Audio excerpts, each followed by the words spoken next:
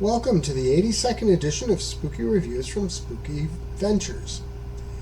The subject for this time is the Blu-Ray release of Dark Nature, and it's a horror movie from 2022. I'd say that this probably qualifies as elevated horror. That said, this is one that transcends that categorization because generally I'm not a big fan of elevated horror, but I did like this quite a bit. The movie starts with a scene that shows one of the main characters, Joy, stuck in a domestic violence situation.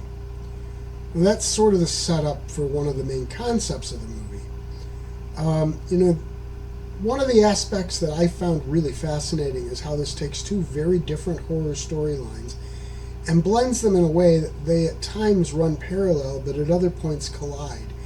And the lines are often blurred enough that you're really not sure which part you are seeing at that moment. The movie was shot in the Canadian Rockies, and the scenery is absolutely beautiful. The main plot centers around Joy and a number of other trauma victims going on a retreat with a therapist into that mountainous region to help them confront and defeat their mental demons.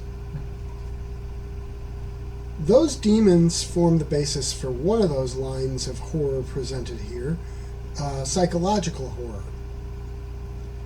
The women start to experience flashback hallucinations that some of them become convinced are far more visceral and real than seems normal. Joy actually believes her abusive former partner is stalking them in the woods. The other branch of terror comes in later in the movie. Now that said, I think that there are hints of it quite early. Still, I can't be sure because, as I said, the boundaries between what is and isn't happening are often blurred, so it's hard to tell what is causing it.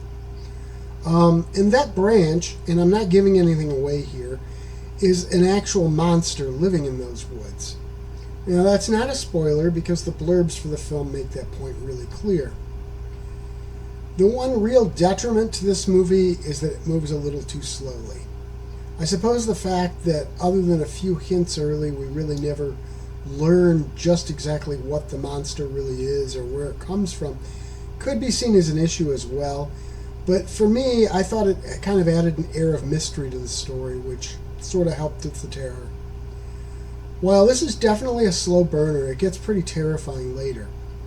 The acting performances are all solid, and the effects work well enough. And this is obviously no shoestring budget excursion, but it also doesn't have a huge budget.